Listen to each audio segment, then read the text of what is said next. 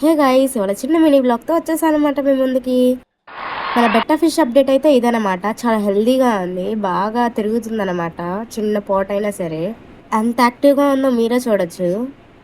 పాపం అది ఫీల్ అవుతుంది ఎవరు పేరు పెట్టమంటే పెట్టట్లేదని. మా తమ్ముడు స్కూల్కి వెళ్తే ఇండిపెండెన్స్ డే అని ఇదైతే ఇచ్చారనమాట.